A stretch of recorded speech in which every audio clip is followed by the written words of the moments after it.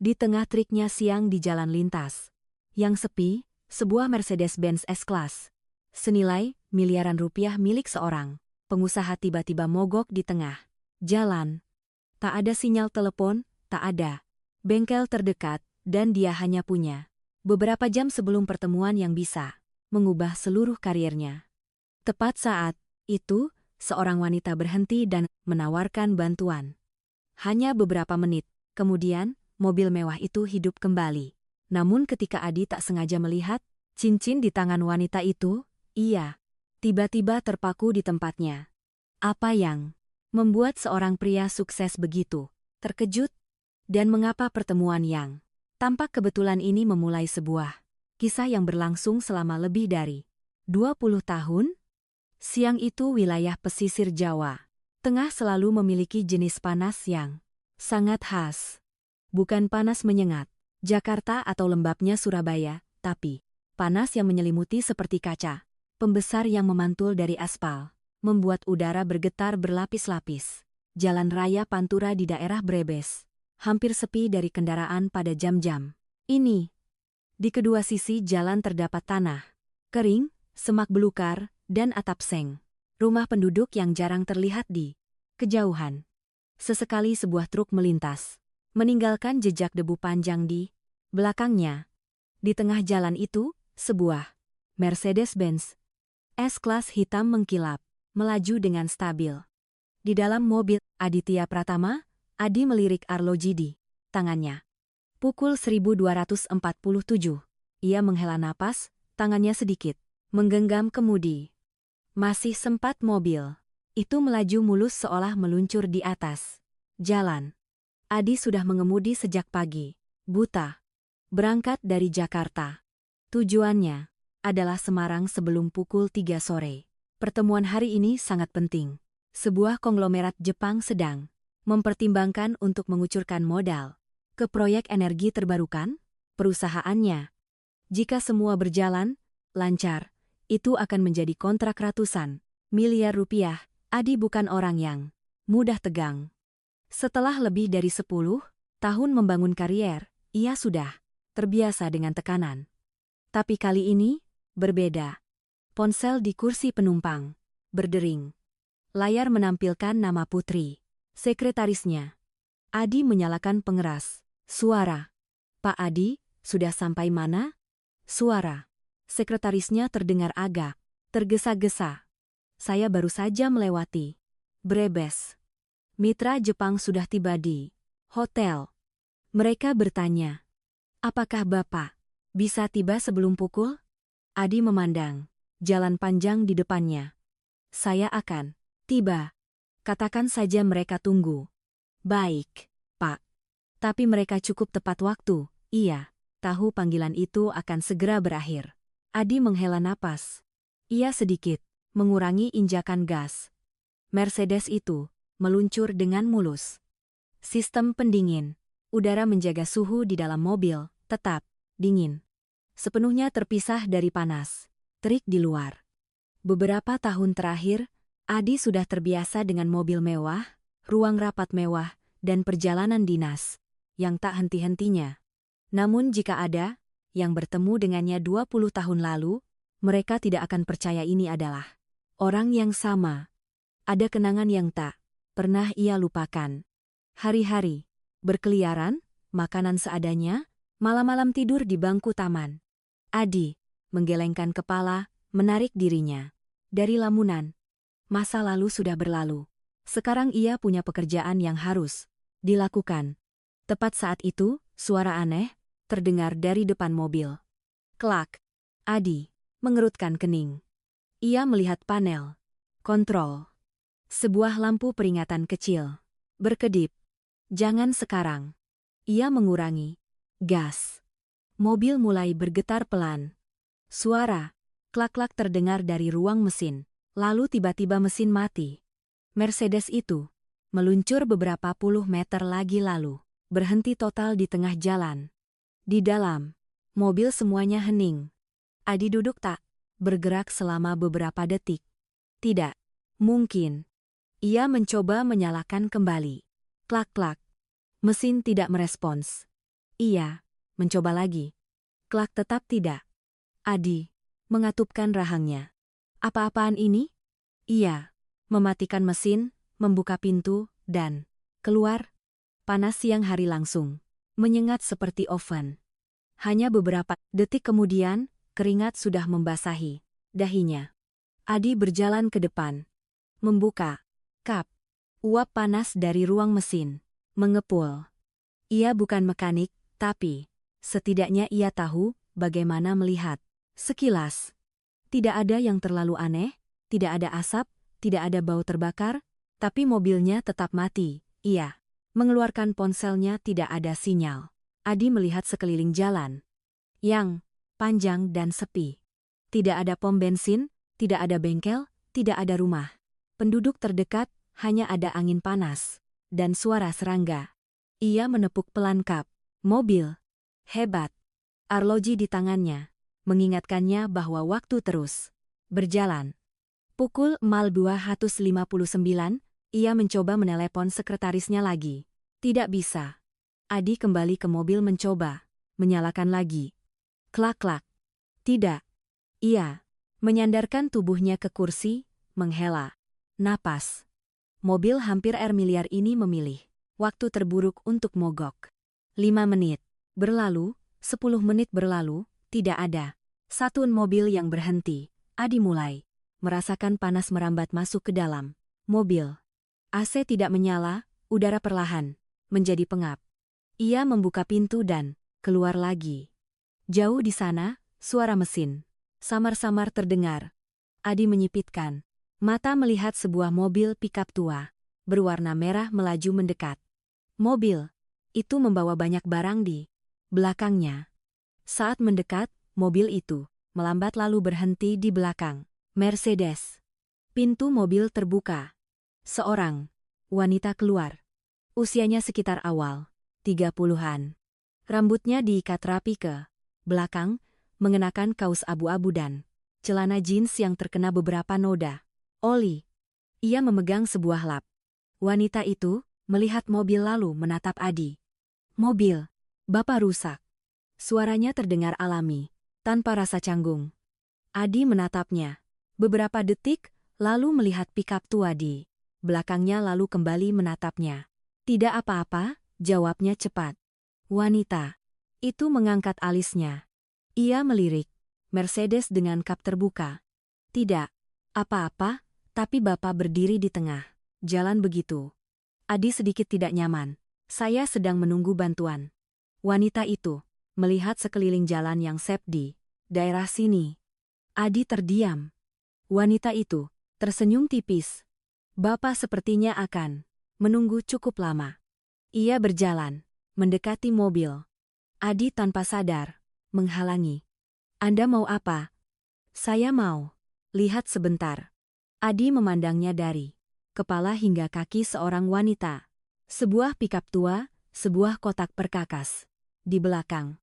Ia berkata terus terang, "Ini Mercedes." Wanita itu melipat tangannya. Ya, mobil ini tidak sama dengan sepeda motor di luar sana. Ia tertawa pelan. Mesin tetaplah mesin, Bapak. Adi terdiam. Wanita itu melanjutkan. Saya sudah belasan tahun memperbaiki mobil. Biarkan saya lihat sebentar. Kalau tidak bisa, ya sudah. Angin panas berhembus. Adi melihat jalan yang sepi lalu melihat mobilnya lalu melihat arloginya. Pukul 12. Ia menghela napas. Baiklah. Wanita itu melangkah maju membuka kap penuhnya. Ia mengambil senter kecil dari tas perkakasnya. Adi berdiri di samping dengan melipat tangan. Wanita itu memeriksa beberapa titik dengan cepat, menyentuh kabel, menggoyangkan sedikit terminal aki. Lalu ia berkata, "Bapak mengemudi jarak jauh sejak pagi." Adi sedikit terkejut. Ya, jalanan di Jawa Tengah banyak yang bergelombang. Ia menggunakan kunci pas untuk mengencangkan sebuah baut. Terminal aki longgar. Adi mengerutkan kening. Hanya itu, wanita itu tersenyum. Mobil mewah juga perlu dikencangkan bautnya, Bapak. Ia menutup kap mobil. Coba Bapak, nyalakan. Adi duduk di kursi pengemudi. Ia memutar kunci. Vroom. Mesin langsung hidup.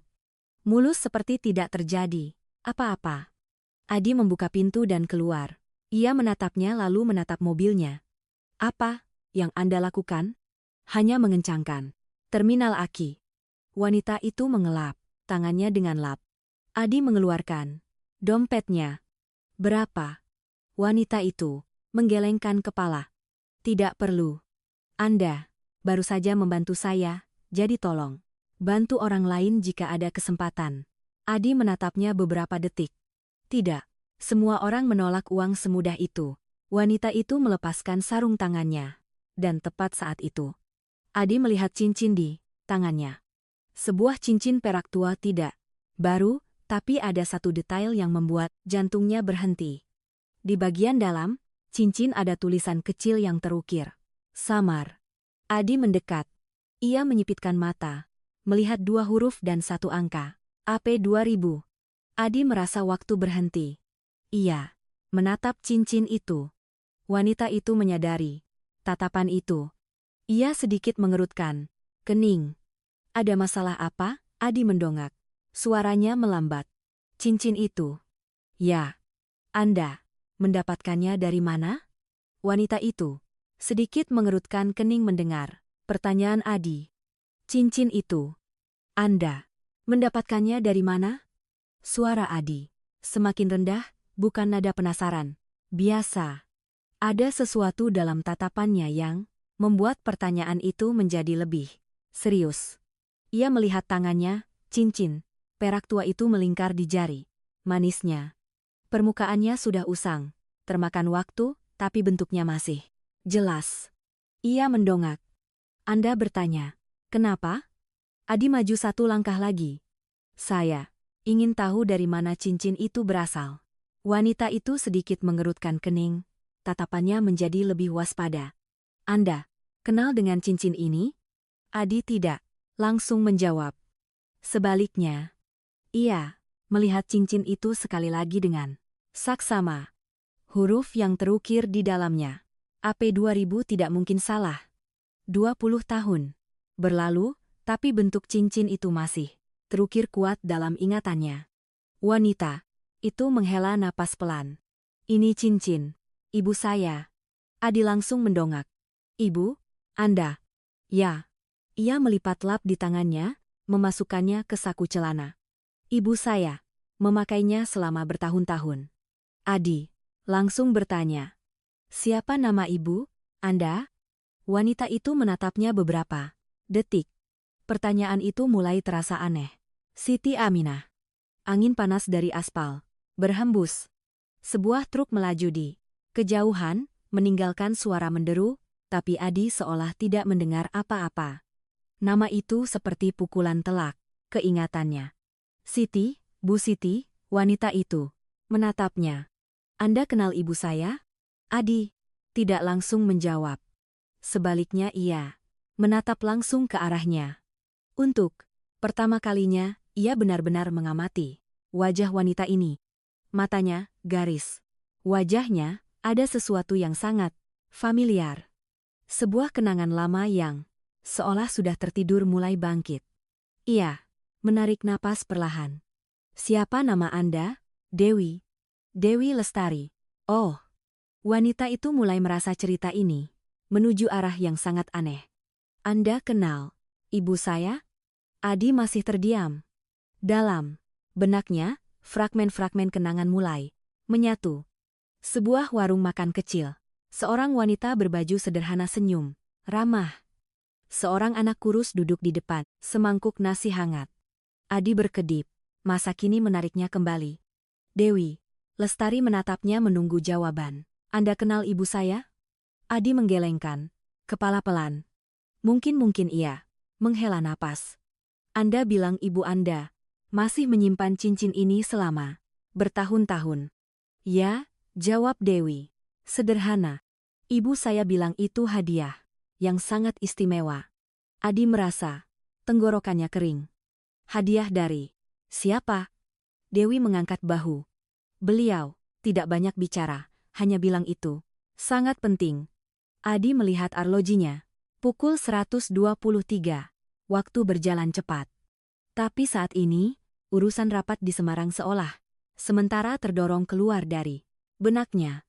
Adi menatap Dewi beberapa detik lalu berkata, Anda tinggal di dekat sini. Dewi menunjuk ke arah jalan kecil di seberang jalan lintas. Bengkel.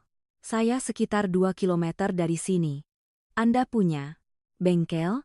Ya, Adi sedikit terkejut. Sendirian. Ada beberapa anak magang. Iya, tersenyum tipis. Tapi sebagian besar, pekerjaan berat tetap saya yang lakukan. Adi mengangguk perlahan.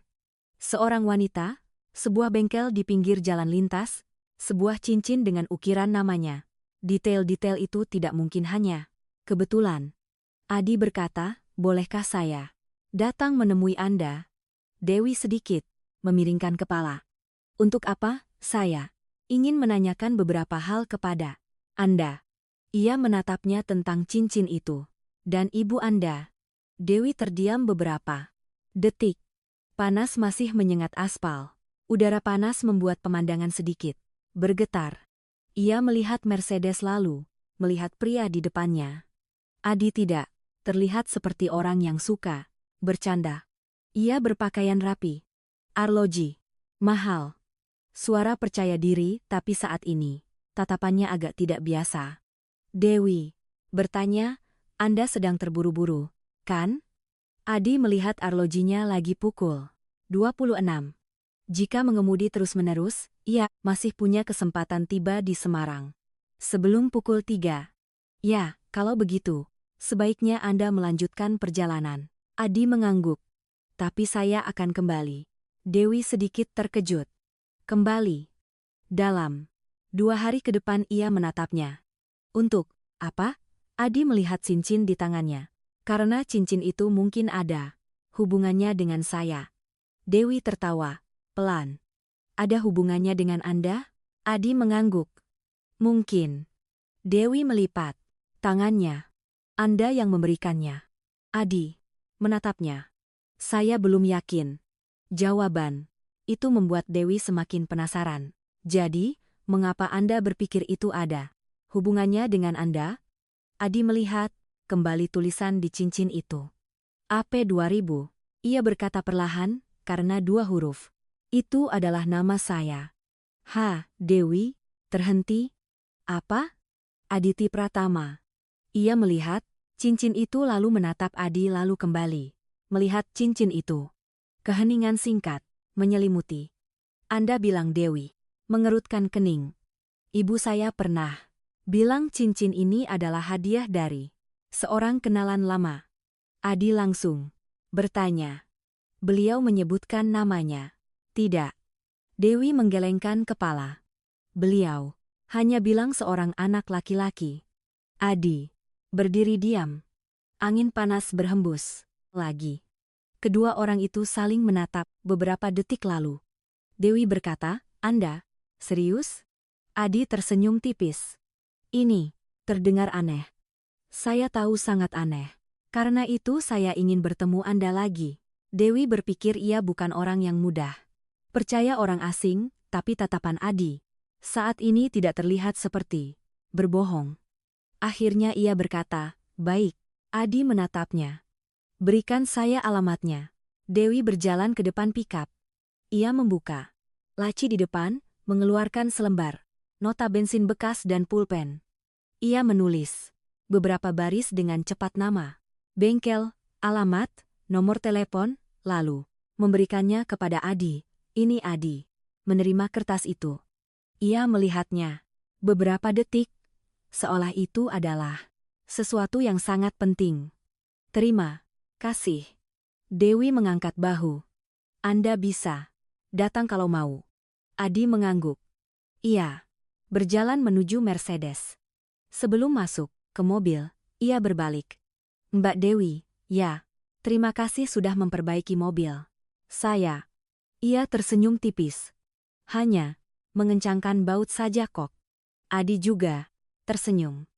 Ia duduk di kursi pengemudi. Mesin langsung hidup. Mercedes itu bergerak. Melalui kaca spion, ia melihat Dewi berdiri di depan pikap tuanya. Angin menerbangkan rambutnya pelan. Ia menatap mobil itu sejenak, lalu kembali ke mobilnya. Di jalan, Adi menambah kecepatan. Jalan lintas membentang di depannya. Tapi pikirannya tidak lagi pada rapat itu. Hanya ada satu gambar yang berulang dalam ingatannya. Sebuah warung makan kecil, seorang wanita baik hati, dan sebuah cincin perak. Ia bergumam sendirian. Tidak mungkin. Di belakang, Dewi duduk di dalam pikapnya. Melihat tangannya, cincin tua itu berkilauan pelan di bawah sinar matahari. Ia memutarnya sekali. Aditya Pratama, katanya pelan, lalu menyalakan mesin mobil. Pikap tua itu bergetar pelan sebelum melaju. Dua orang baru saja berpisah, tapi keduanya tahu cerita. Di antara mereka baru saja dimulai. Mercedes itu melaju di sepanjang jalan raya Pantura. Roda mobil meluncur cepat di atas aspal yang panas. Kedua sisi, jalan melintas seperti guratan warna yang kabur di bawah terik matahari siang di Jawa Tengah. Sesekali sebuah truk atau bus melaju dari arah berlawanan, tapi Adi hampir tidak memperhatikannya. Ia mengemudi sesuai kebiasaan, sementara pikirannya ada di tempat lain. Dalam benaknya hanya ada satu gambar yang berulang, cincin perak dan tulisan kecil yang terukir di dalamnya. AP 2000. Adi menggenggam kemudi sedikit lebih erat. Tidak mungkin kebetulan seperti itu. 20 tahun yang lalu, ia telah memberikan cincin itu kepada seorang wanita yang tak pernah ia lupakan. Tapi, jika cincin itu benar-benar milik wanita itu, lantas wanita yang baru saja membantunya memperbaiki mobil. Adi menggelengkan kepala. Tidak bisa. Sesederhana itu. Ponsel di kursi bergetar. Putri menelepon lagi. Adi menyalakan pengeras suara. Pak Adi, akhirnya saya bisa menghubungi Bapak. Sudah sampai mana? Saya sedang dalam perjalanan. Mitra sudah menanyakan Bapak 3 kali. Adi melirik arloji pukul 220. Jika terus mengemudi cepat, ia masih bisa tiba tepat waktu. Saya akan tiba. Baik, Pak. Mereka menunggu. Adi mematikan panggilan. Ia menginjak gas lebih dalam. Mercedes itu berakselerasi. Mesinnya mulus seolah tidak pernah mengalami masalah, tapi pikirannya masih belum tenang. Gambaran wanita di jalan lintas itu terus kembali dalam benaknya. Mata yang tenang. Cara ia bekerja dengan cepat dan rapi, dan cincin itu. Ia ingat dengan jelas hari ia memberikannya. Suatu sore hujan di tahun 2000. Saat itu, ia baru berusia 14 tahun. Seorang anak tanpa rumah, seorang anak yang hampir tidak punya apa-apa lagi. Adi menggenggam setir. Siti Aminah, bisiknya. Nama itu tidak pernah ia ucapkan selama bertahun-tahun, tapi kenangannya tak pernah hilang. 2 hari kemudian, pagi di Brebes terasa lebih sejuk dibandingkan siang hari sebelumnya. Sinar matahari lembut menyinari sawah-sawah di pinggir jalan. Angin membawa bau tanah dan padi baru. Mercedes hitam itu berbelok dari jalan lintas masuk ke sebuah jalan kecil. Adi melihat kertas di tangannya. Alamat yang ditulis Dewi. Jalanan lebih sempit dari dugaannya. Di kedua sisinya ada beberapa toko kecil, warung minuman, dan toko kelontong. Suasana tenang berbeda jauh dengan hiruk-pikuk kota besar. Ia melaju pelan. Di depan terlihat sebuah papan tua tergantung di tiang besi. Bengkel. Dewi menerima perbaikan sepeda motor, mobil. Di bawah papan itu ada sebuah bengkel kecil beratap seng. Sebuah sepeda motor terparkir di depan. Di dalamnya ada beberapa orang sedang bekerja. Adi memarkir mobilnya di pinggir jalan. Ketika Mercedes mengkilap, itu muncul beberapa orang di bengkel. Mendongak melihat mobil mewah itu. Jarang sekali mobil seperti itu muncul di daerah ini. Adi membuka pintu dan keluar. Suara logam beradu terdengar dari dalam bengkel. Seorang pemuda, sekitar 17 tahun sedang sibuk melepas roda sepeda motor. Seorang lainnya sedang mengganti oli dan di belakang, Dewi sedang membungkuk memperbaiki sebuah skuter matic. Ia mengenakan pakaian kerja berwarna biru tua, tangannya terkena noda oli. Adi berdiri di luar pintu beberapa detik. Pemandangan di depannya membuatnya terkejut. Bengkel kecil. Tidak modern, tapi sangat rapi. Semuanya tertata dengan baik. Dewi mendongak ketika mendengar suara mesin Mercedes mati. Ia melihat ke pintu, matanya sedikit melebar. Anda benar-benar kembali. Adi tersenyum tipis. Halo, Mbak Dewi, iya. Berdiri mengelap tangannya dengan lap yang tergantung di dekatnya. Dua pemuda magang itu melihat Mercedes dengan rasa ingin tahu. Salah satu bergumam kepada yang lain. Mobil ini pasti miliaran rupiah. Dewi melirik kedua pemuda itu. Kerja. Kedua pemuda itu langsung menunduk melanjutkan pekerjaan mereka. Dewi berjalan ke depan pintu. Anda mencari saya? Ya, ia melihat Mercedes. Mobil Anda rusak lagi. Adi tertawa. Tidak. Jadi, Anda datang ke sini untuk apa? Ia menatap lurus ke arahnya. Untuk berbicara tentang cincin itu. Dewi terdiam beberapa detik. Ia melihat sekeliling bengkel. Tunggu sebentar. Ia kembali ke dalam. Mas Bagus, setelah ganti oli. Tolong cek rem motor Pak RT. Ya. Siap, Mbak. Mas Joko, berikan kunci. Pas 14 kembak ya. Baik, Mbak. Ia memberi beberapa instruksi lalu kembali ke tempat Adi. Di sini agak berisik. Ia menunjuk ke seberang jalan. Ada warung kopi kecil di bawah pohon. Kita bicara di sana saja. Adi mengangguk. Kedua orang itu berjalan ke warung kopi. Warung itu hanya memiliki beberapa meja plastik dan sebuah kipas angin dinding yang berputar pelan. Seorang ibu tua sedang duduk berjualan minuman. Bu, 2 es teh, ya. Baik, nak. Beberapa saat kemudian, 2 gelas es teh diletakkan di meja.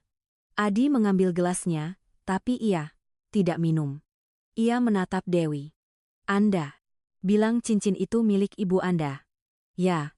Sudah berapa lama beliau menyimpannya? Dewi berpikir. Mungkin lebih dari 20 tahun. Adi mengangguk. Beliau pernah bercerita tentang orang yang memberikannya. Dewi menggelengkan kepala. Tidak banyak. Tidak banyak. Maksudnya beliau hanya bilang itu hadiah dari seorang anak laki-laki. Adi terhenti. Dewi melanjutkan. Seorang anak laki-laki yang pernah beliau bantu. Adi melihat ke bawah gelas es teh, es batu bergetar pelan di dinding gelas. Ia bertanya, Anda punya foto ibu Anda? Dewi mengangguk. Ia membuka tas kecil yang dibawanya. Dari dalamnya ia mengeluarkan sebuah dompet tua. Ia mengeluarkan selembar foto kecil. Ini Adi menerima foto itu. Ia melihat ke bawah. Dalam foto itu ada seorang wanita berusia sekitar 40-an mengenakan kemeja batik sederhana berdiri di depan sebuah warung makan kecil. Di sampingnya ada seorang gadis kecil berusia sekitar 10 tahun. Senyum ramah, mata hangat.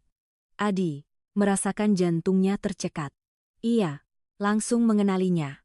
Tidak perlu berpikir, tidak perlu ragu. Itu memang beliau. Wanita yang telah mengubah hidupnya. Adi meletakkan foto itu di meja, tangannya sedikit gemetar. Benar, itu beliau. Dewi menatapnya. Anda benar-benar kenal ibu saya? Adi mengangguk perlahan. Bukan hanya kenal, ia menarik napas dalam-dalam. Ibu, Anda telah menyelamatkan hidup saya. Dewi duduk tegak. Apa? Adi menatapnya. Tatapannya berbeda jauh dari sebelumnya. Bukan lagi tatapan seorang pengusaha sukses, melainkan tatapan seseorang yang sedang melihat kembali masa lalu. Tahun 2000 katanya perlahan, saya adalah seorang anak jalanan. Dewi terdiam. Adi melanjutkan, saya tidak punya rumah, tidak punya uang. Suatu kali saya sangat lapar sampai mencuri roti. Ia berhenti. Sebentar. Pemilik toko menangkap saya. Dewi menatapnya dengan saksama. Dia hendak menelepon polisi. Adi mengepalkan tangan. Tapi ibu Anda muncul.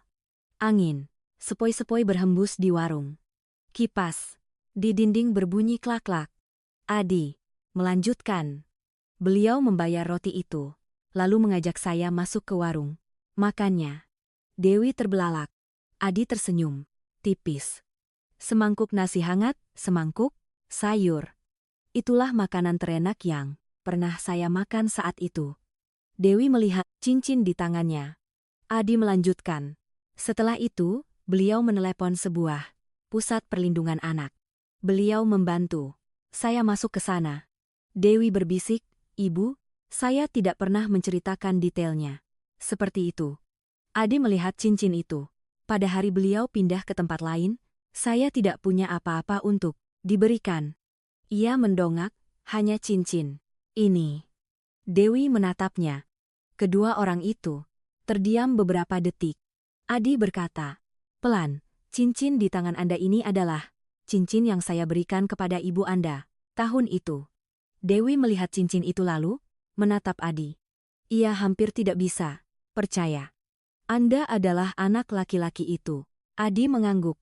Sebuah angin berhembus melewati jalan kecil. Warung itu hening. Dua orang duduk berhadapan. Sebuah kisah dari 20 tahun yang lalu baru saja kembali. Dewi masih menatap Adi seolah berusaha memahami apa yang baru saja didengarnya. Kipas angin dinding di warung itu berputar pelan, mengeluarkan suara kreok-kreok yang teratur. Di luar, sebuah sepeda motor melintas, meninggalkan suara yang semakin menjauh. Tapi bagi Dewi, segala sesuatu di sekitarnya seolah mundur ke belakang. Anda bilang Anda adalah anak laki-laki. Itu. Adi mengangguk perlahan. Saya kira begitu. Dewi masih belum pulih dari keterkejutannya. Artinya ibu saya pernah membantu Anda. Bukan hanya membantu, kata Adi pelan. Jika tidak ada beliau, mungkin saya tidak akan punya kehidupan seperti sekarang. Dewi melihat foto di meja. Dalam foto itu, ibu Dewi berdiri di depan warung makan kecil dulu.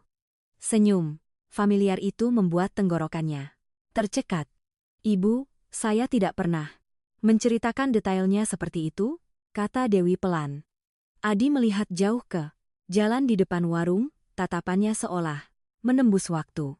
Saya masih ingat betul hari itu. Ia terdiam beberapa detik, lalu mulai bercerita. Tahun 2000, Jakarta saat itu tidak jauh berbeda dengan sekarang. Hanya saja bagi seorang anak jalanan, semuanya jauh lebih keras. Adi saat itu baru berusia 14 tahun. Ia tidak ingat persis kapan ia meninggalkan kampung halamannya. Hanya tahu bahwa setelah ibunya meninggal, semuanya menjadi kabur. Kerabat menjauh, hidup perlahan mendorongnya keluar dari tempat-tempat yang dikenalnya. Hari-hari setelah itu adalah rentetan pengembaraan. Awalnya ia tidur di terminal bus, lalu di taman. Ada hari ia tidur di bawah teras toko, ada hari hanya duduk meringkuk di pinggir jalan, sampai pagi. Rasa lapar adalah hal yang paling ia ingat. Ada hari-hari Adi memungut beberapa botol plastik, menjualnya untuk membeli roti, tapi ada juga hari-hari tanpa apa-apa. Suatu sore, hujan, Adi melewati sebuah toko roti kecil. Bau roti baru yang baru dipanggang menyebar dari dalam membuat perutnya melilit. Ia berdiri di luar toko sangat lama. Akhirnya ia masuk. Di rak ada roti hangat, tidak ada yang melihat. Hanya 1 detik saja. Adi mengambil roti dan berlari keluar. Tapi ia belum sempat berlari jauh. Sebuah tangan mencekal kerah bajunya. Hei, bocah. Pemilik toko roti adalah seorang pria besar. Ia menarik Adi kembali. Mencuri. Ya. Adi panik. Saya minta Maaf tapi pria itu tidak mendengar. Ia menyeret Adi ke depan toko. Harus dilaporkan ke polisi ini. Hujan turun deras. Adi menggigil entah karena dingin atau takut. Ia berpikir kali ini tamatlah riwayatnya. Namun tepat saat itu sebuah suara terdengar. "Pak, ada apa?" Seorang wanita berdiri di bawah teras di seberang jalan. Ia mengenakan kemeja batik sederhana, memegang payung. Pemilik toko roti berkata keras, "Anak, ini mencuri." Wanita itu menatap Adi.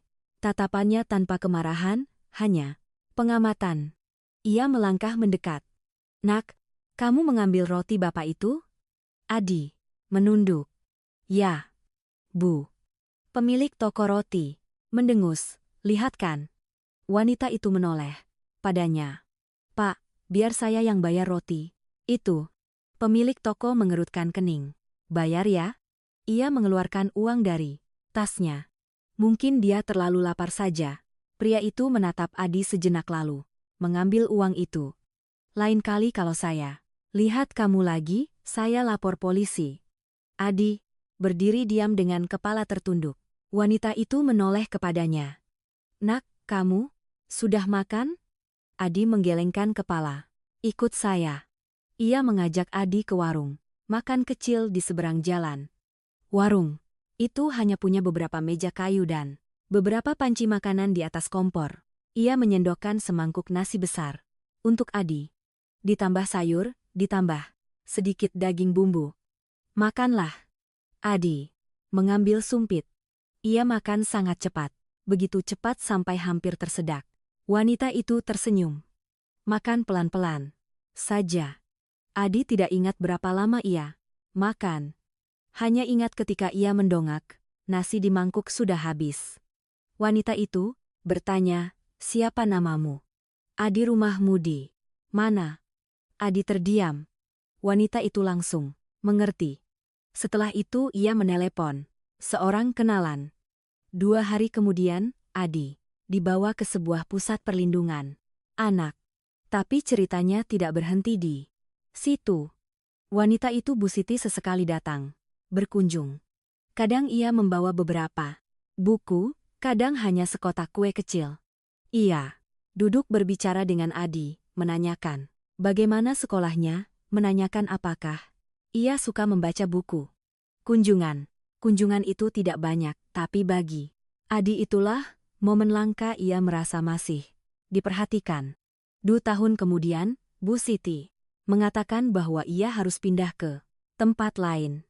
Hari itu, Adi berdiri di depan warung makan kecilnya. Ia tidak tahu harus berkata apa. Ia hanya punya satu-satunya benda, sebuah cincin perak, cincin yang ditinggalkan ibunya. Adi memberikannya kepada Bu Siti. "Ibu simpan saja." Bu Siti terkejut. "Ini kenang-kenanganmu, nak." Adi menggelengkan kepala. "Ibu sudah banyak membantu saya." Bu Siti menatap cincin. Itu sangat lama. Akhirnya ia menerimanya. Tapi sebelum pergi, ia mengatakan sebuah kalimat yang masih Adi ingat hingga sekarang. "Nanti jika kamu punya kesempatan, bantulah orang lain lagi." Cerita berakhir. Warung itu kembali sunyi. Dewi duduk terdiam. Ia melihat cincin di tangannya. "Ibu saya tidak pernah menceritakan semua ini." Adi tersenyum tipis. Mungkin beliau tidak menganggapnya penting. Dewi menggelengkan kepala. "Penting kok." Suaranya merendah, "sangat penting." Adi menatapnya.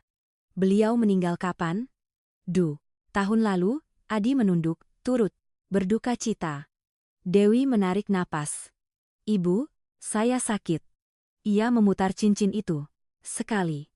Sebelum meninggal, beliau bilang, cincin ini adalah hadiah paling istimewa yang pernah beliau terima. Adi melihat cincin itu, perasaan hangat bercampur. Penyesalan menyebar di dalam hatinya. Beliau pantas mendapatkannya. Kedua orang itu terdiam sejenak.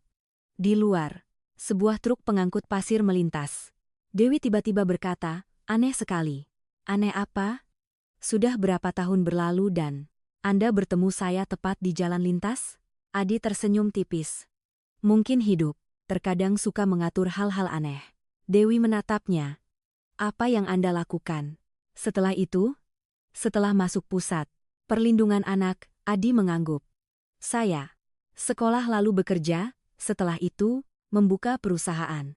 Dewi tertawa, tidak menyangka anak laki-laki pencuri roti. Dulu sekarang mengendarai Mercedes. Adi tertawa. Memang terdengar lucu. Dewi menatapnya sejenak. Anda pernah mencoba mencari ibu saya? Adi menggelengkan kepala. Saya pernah mencoba, tapi warung makan itu sudah tutup. Tidak ada yang tahu beliau pindah kemana. Dewi mengangguk. Ibu saya pindah ke Brebes. Setelah itu, ia melihat jalan di depannya, membuka warung makan sebentar, lalu berhenti. Adi menatapnya. Dan Anda membuka bengkel? Dewi tersenyum tipis. Ayah saya montir. Beliau mengajari saya sejak kecil. Setelah beliau meninggal, saya membuka bengkel. Adi mengangguk. Iya, melihat sekeliling jalan kecil itu. Tempat yang tenang, tidak seperti kehidupan sibuknya, tapi ada sesuatu yang sangat nyata. Angin sepoi-sepoi berhembus di warung. Dewi tiba-tiba berkata, Anda tahu, ibu saya pernah mengatakan sebuah kalimat. Adi menatapnya. Kalimat apa? Dewi melihat cincin itu. Satu kebaikan bisa kembali kepada kita di saat kita tidak menduganya. Adi tersenyum. Mungkin beliau benar. Tapi tepat saat itu Dewi tiba-tiba terdiam. Tatapannya sedikit sedih. Adi menyadari. Ada apa? Dewi menggelengkan kepala. Tidak ada apa-apa, tapi Adi jelas merasakan ada sesuatu yang ia sembunyikan, sesuatu yang membuat senyumnya tidak lagi utuh. Dan ia belum tahu bahwa hal itu berkaitan dengan seorang anak laki-laki kecil, seorang anak laki-laki bernama Riko, dan sebuah keputusan yang akan mengubah hidup mereka berdua. Siang di jalan kecil. Di pinggir jalan lintas perlahan, menjadi lebih ramai. Sepeda motor. Melintas beberapa orang mampir ke warung kopi untuk istirahat. Suara palu beradu. Logam dari bengkel di seberang jalan terdengar teratur. Dewi berdiri lebih dulu. Ayo. Adi menatapnya. Kemana?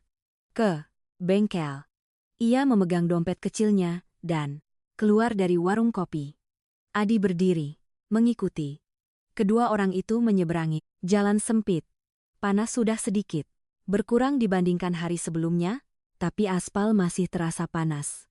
Ketika mereka masuk ke bengkel, bau oli mesin dan logam yang familiar langsung menyelimuti. Pemuda tadi sedang membungkuk di atas sepeda motor tua. Melihat Dewi kembali, ia mendongak. Mbak Dewi, rem belakang sudah saya setel. Dewi mengangguk.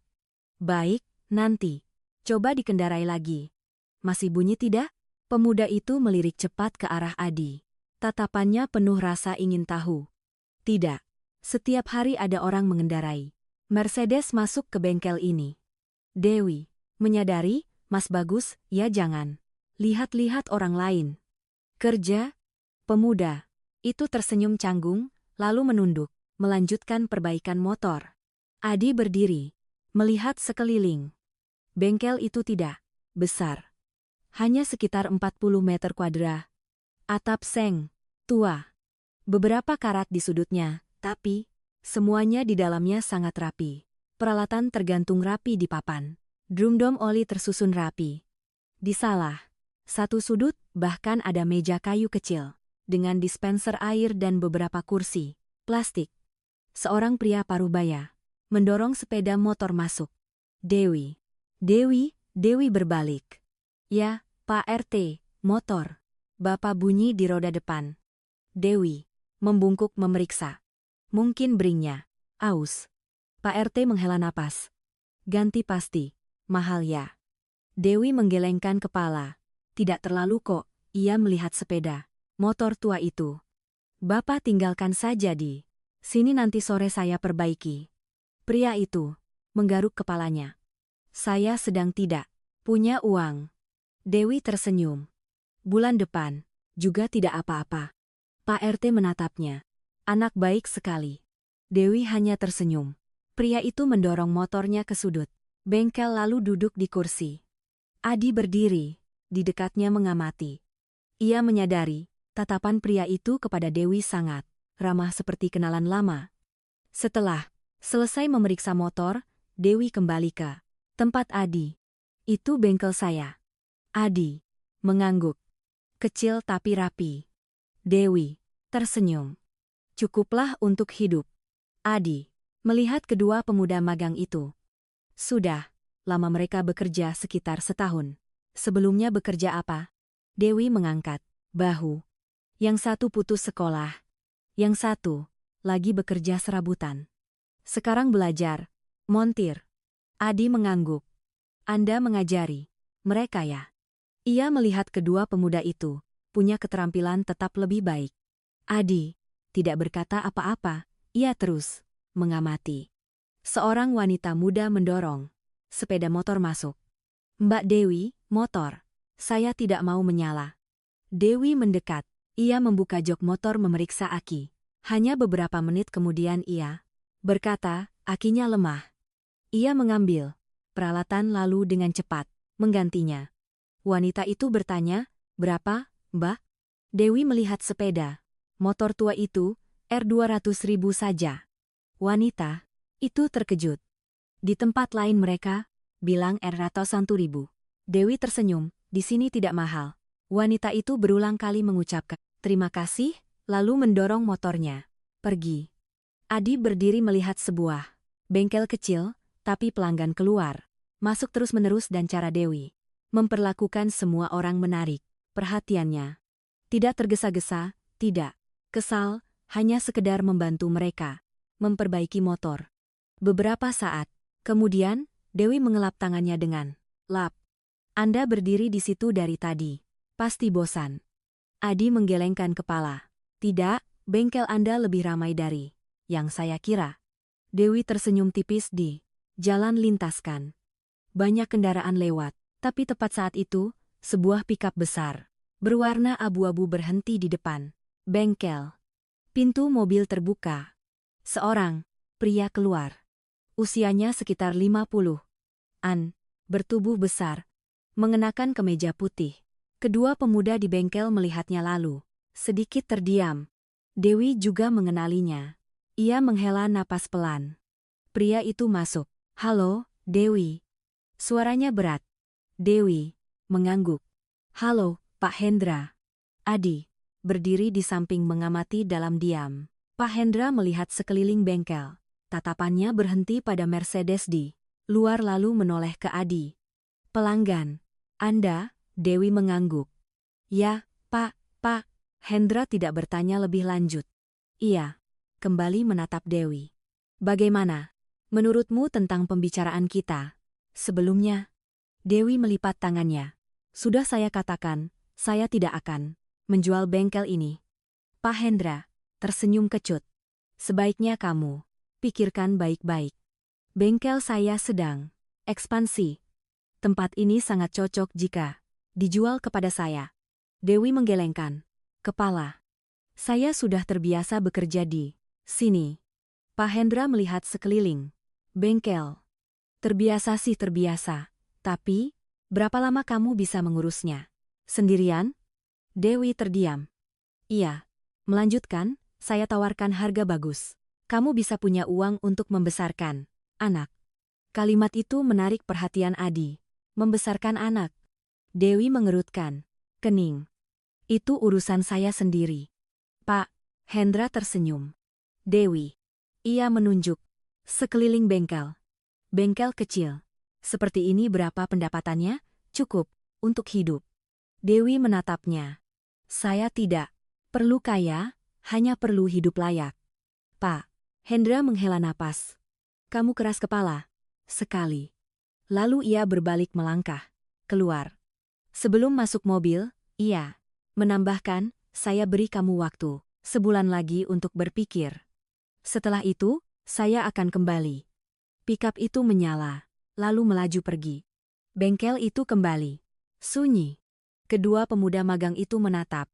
Dewi, Mbak Dewi. Ia melambaikan tangan. Kerja. Mereka kembali menunduk, memperbaiki motor. Adi menatap Dewi. Siapa dia? Dewi mengangkat bahu. Pemilik bengkel besar di dekat sini. Dia ingin membeli bengkel saya untuk ekspansi. Adi bertanya, Anda tidak ingin menjual? Tidak. Mengapa? Dewi melihat sekeliling. Bengkel. Tempat ini tidak besar. Tapi semuanya mengandung jejak kerja. Bertahun-tahun. Saya sudah terbiasa dengan tempat ini, katanya. Lagi pula ini bengkel ayah. Saya. Adi mengangguk. Dia mengajari Anda montir, ya? Dewi tersenyum tipis. Saya tahu cara membongkar mesin sebelum tahu cara mengendarai sepeda. Adi tertawa. Tapi kemudian ia teringat perkataan Pak Hendra. Membesarkan anak. Ia bertanya, pelan. Anda punya anak? Dewi terdiam sejenak. Hanya 1 detik saja. Tapi Adi menyadarinya. Ia mengangguk. Ya. Berapa? Usianya? 7. Adi tersenyum. Anak. Laki-laki atau perempuan? Anak laki-laki. Adi mengangguk. Pasti nakal sekali. Dewi tersenyum tipis. Tidak juga. Tapi senyumnya agak kaku.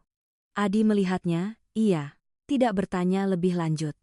Tapi ia merasakan ada sesuatu di balik cerita ini.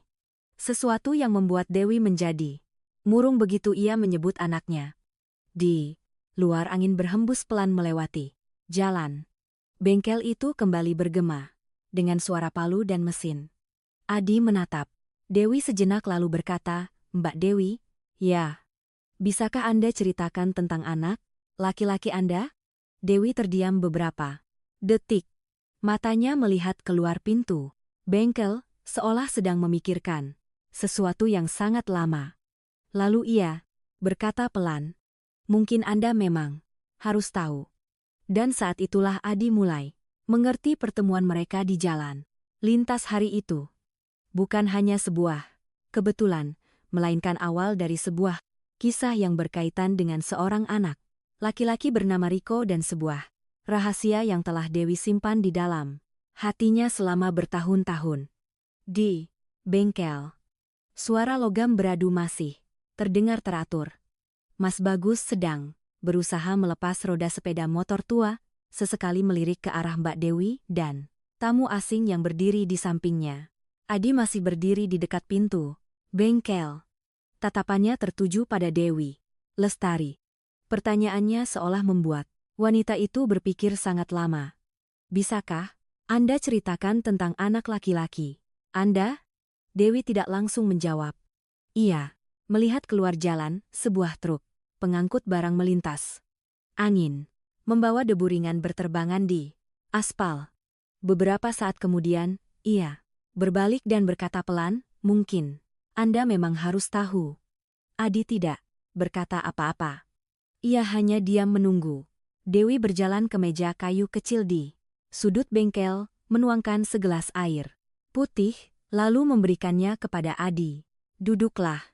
Kedua orang itu duduk di 2 kursi plastik. Bengkel masih beroperasi normal di belakang mereka. Tapi di sudut kecil ini, suasana menjadi lebih hening. Dewi memutar lap di tangannya sejenak. Nama anak saya Riko. Suaranya lembut, tapi ada sesuatu yang sangat hati-hati. 7 tahun, Adi mengangguk. Kelas 1 SD. Ya. Dewi tersenyum tipis saat menyebut anaknya. Dia sangat suka menggambar. Menggambar apa? Robot mobil dinosaurus. Adi tertawa. Anak laki-laki memang. Biasanya begitu. Dewi mengangguk. Ya, dia juga suka membongkar barang elektronik. Pernah suatu kali dia membongkar kipas angin di rumah. Kedua, orang itu tersenyum tipis. Momen itu membuat suasana sedikit tidak terlalu berat, tapi senyum Dewi cepat menghilang. Ia menunduk menatap, tangannya, jari-jarinya memutar pelan cincin perak itu. Adi menyadari perubahan itu. Ia berkata pelan, ada apa? Dewi menghela napas perlahan. Anak saya sakit. Adi sedikit kondong. Ke depan. Sakit apa? Dewi terdiam. Beberapa detik, seolah sedang memilih. Kata. Sakit jantung. Ruangan itu seolah melambat. Adi langsung bertanya. Sejak kapan? Sejak dia lahir, kata Dewi. Dengan sangat tenang, tapi matanya menunjukkan kelelahan. Saat itu, dokter menemukan ada masalah dengan jantungnya. Lalu bagaimana? Awalnya hanya perlu dipantau, tapi beberapa tahun terakhir, kondisinya semakin parah. Adi terdiam. Ia menatap Dewi. Kata dokter, apa? Dewi memejamkan mata sesaat. Harus dioperasi. Adi langsung bertanya, kapan? Sesegera mungkin ia membuka matanya. Dokter di Semarang bilang jika tidak dioperasi nanti akan berbahaya. Adi bertanya lagi, berapa biayanya? Dewi tersenyum tipis, senyum yang sangat sedih. Sekitar 600 juta. Adi terdiam. Angka itu baginya tidak besar, tapi bagi sebuah bengkel kecil di pinggir jalan lintas itu hampir seperti tembok besar. Dewi melanjutkan, asuransi memang membantu sebagian, tapi masih ada banyak biaya lain obat-obatan perawatan pasca operasi. Ia menghela napas. Saya sudah meminjam ke banyak tempat. Adi bertanya, sudah dapat berapa? Dewi menggelengkan kepala. Belum cukup. Suaranya merendah. Saya tidak ingin memberitahu banyak orang. Adi menatapnya dengan saksama. Mengapa? Dewi tersenyum tipis. Saya tidak ingin orang mengira saya menyedihkan. Adi tidak berkata apa-apa. Anda mengerti perasaan itu? Dewi melanjutkan. Karena itu saya bekerja lebih keras. Siang hari memperbaiki motor, malam hari menerima beberapa pekerjaan kecil. Adi melihat kedua tangannya, noda-noda oli, luka-luka kecil. Ia tiba-tiba mengerti mengapa Pak Hendra tadi menyebutkan soal menjual bengkel.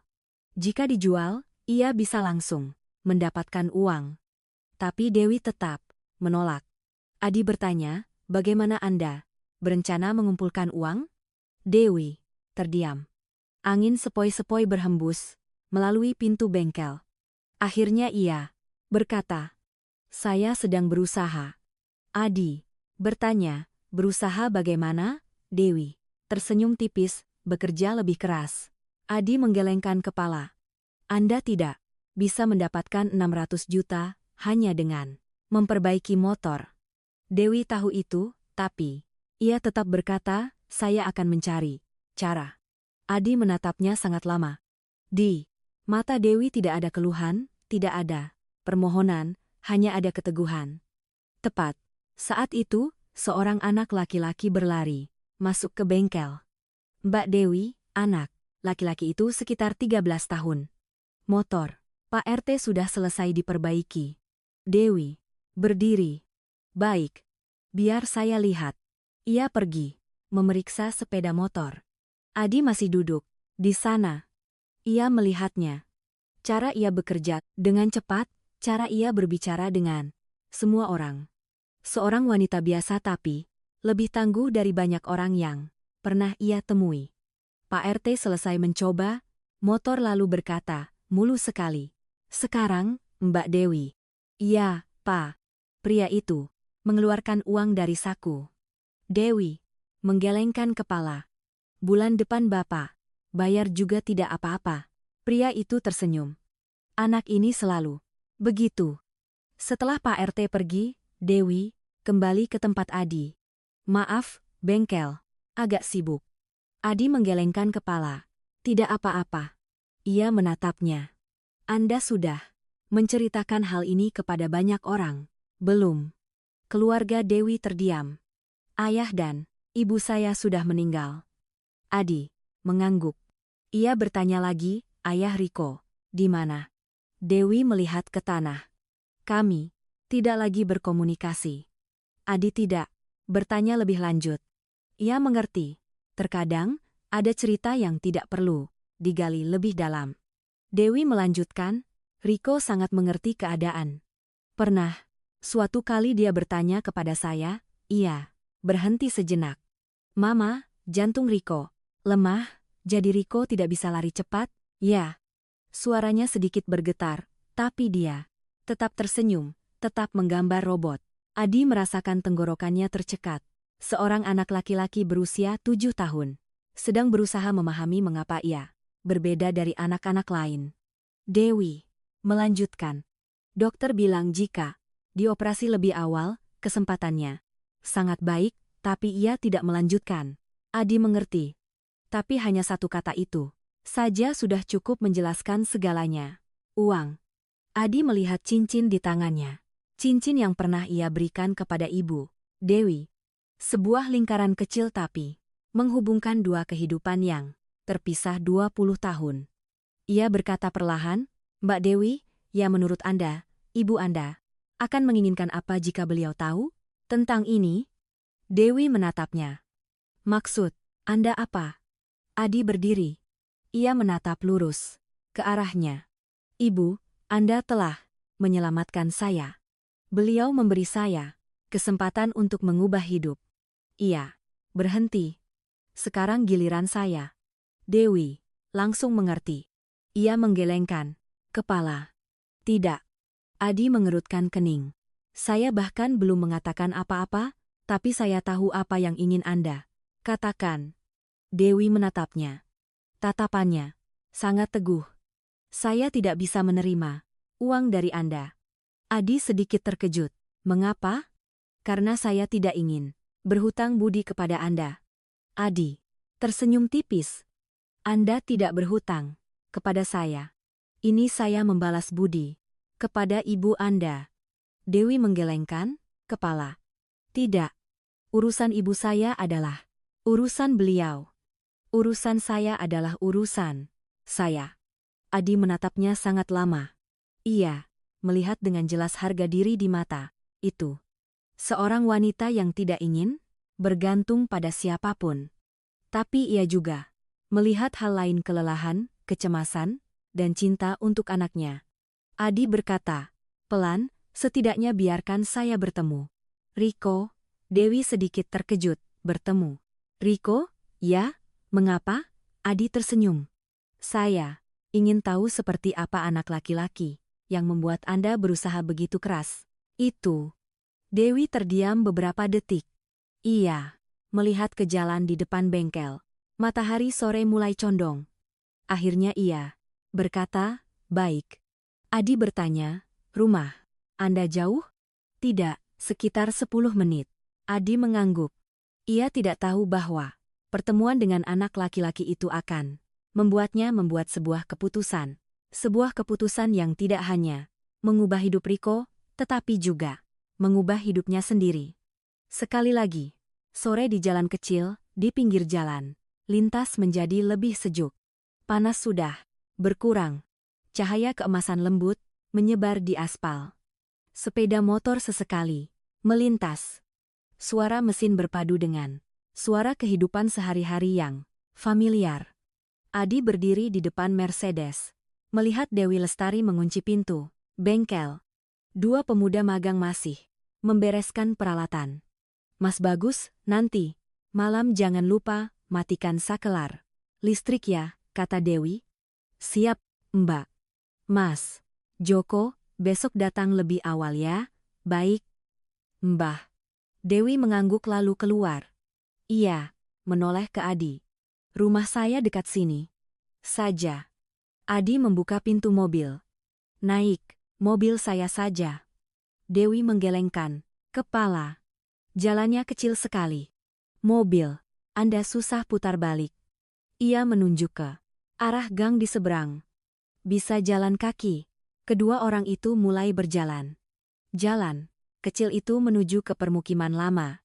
Di kedua sisi terdapat rumah-rumah sederhana beratap seng. Beberapa pot tanaman diletakkan di depan pintu. Anak-anak bermain sepak bola di sudut jalan. Suara tawari yang terdengar. Adi berjalan pelan mengikuti Dewi. Ia melihat sekeliling. Tempat ini sangat berbeda dengan daerah-daerah yang biasa ia kunjungi. Tidak ada gedung bertingkat tinggi, tidak ada restoran mewah. Hanya ada rumah-rumah sederhana dan orang-orang yang hidup dengan tenang, tapi ada perasaan yang sangat nyata. Setelah beberapa menit, Dewi berhenti di depan sebuah rumah kecil. Rumah itu dicat hijau muda. Di depannya ada halaman kecil dengan beberapa pot bunga. Masuklah. Adi mengikutinya. Di halaman, ada sebuah sepeda anak-anak terparkir di dinding. Pintu rumah terbuka sedikit. Dewi memanggil Riko. Sebuah suara anak kecil terdengar dari dalam. Ya, Ma. Seorang anak laki-laki berusia sekitar 7 tahun berlari keluar. Anak laki-laki itu kurus, kulitnya sedikit pucat, tapi matanya cerah dan lincah. Ketika melihat Dewi, anak laki-laki itu langsung tersenyum. Ibu Dewi mengusap kepala anaknya. Sedang apa, Nak? Gambar. Gambar apa? Robot, kata anak laki-laki. Itu lalu melihat ke arah Adi. Tatapannya penuh rasa ingin tahu. Om siapa, Ma? Ibu. Dewi meletakkan tangan di bahu anaknya. Ini Om Adi, teman Mama. Adi duduk, jongkok sejajar dengan anak laki-laki itu. Halo, Nak. Anak laki-laki itu mengangguk sopan. Halo, Om. Adi menatapnya. Kamu suka robot, ya? Om, robot apa? Anak laki-laki itu langsung bersemangat. Robot dinosaurus. Adi tertawa. Kedengarannya menarik. Kamu bisa menggambarnya? Ya. Om. Riko berlari ke dalam rumah. Hanya beberapa detik. Kemudian, ia kembali dengan setumpuk kertas gambar. Ia duduk di lantai, membentangkan beberapa lembar kertas di depan Adi. Om, lihat ini. Di kertas itu, ada gambar-gambar robot, mobil, dan dinosaurus yang coretan. Tapi terlihat, anak laki-laki itu menggambar dengan penuh semangat. Adi mengambil selembar. Ini apa? Robot dinosaurus tempur. Adi mengangguk. Bagus sekali. Riko tersenyum. Cerah. Riko juga menggambar mobil. Ia membalik ke lembar lain. Sebuah mobil, roda 4 dengan banyak detail. Imajiner. Mobil ini cepat sekali. Adi bertanya. Lebih cepat dari mobil Om. Riko melihat Mercedes di luar gerbang. Matanya melebar. Mobil itu punya Om. Iya. Mobil itu cepat tidak?